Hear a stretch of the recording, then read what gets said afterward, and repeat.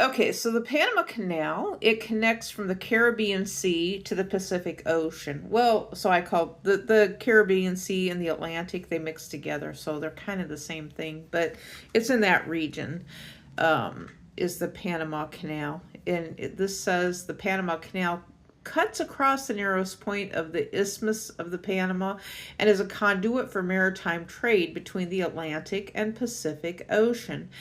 It at its highest lift, goes up to Lake Gatun, which is an artificial freshwater lake, 85 feet above sea level.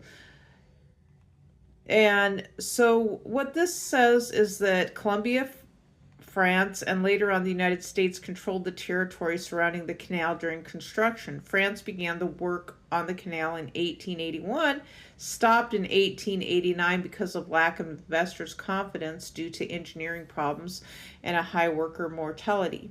The United States took over the project in 1904 and opened the canal in 1914. The U.S. continued to control the canal and surrounding Panama Canal Zone until the Torres-Carter treaties provided for its handover to Panama in 1977. After a period of the joint American-Panamanian control, the Panamanian government took control in 1999. It is now managed and operated by the Panamanian government-owned Panama Canal Authority. So it's not something that is actually belongs to the United States. Now, one of the problems, though, that I see, that I can envision, because it was explained to me that Panama actually didn't exist at one time. The whole country just came out of the sea. It didn't actually exist.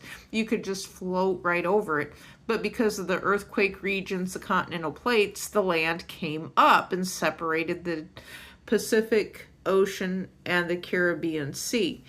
So with the rhetoric that comes out, and so them saying that, well, there's no water in the canal, maybe that's a projection in the future when Panama rises up higher and higher.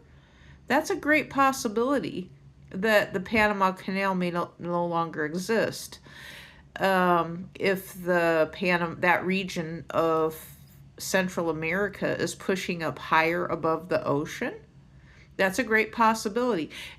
I also see that as a possibility of someone hiking up the prices of food that is being transited through the Panama Canal related to tariffs. Rising prices higher for some ships of some countries and not for others.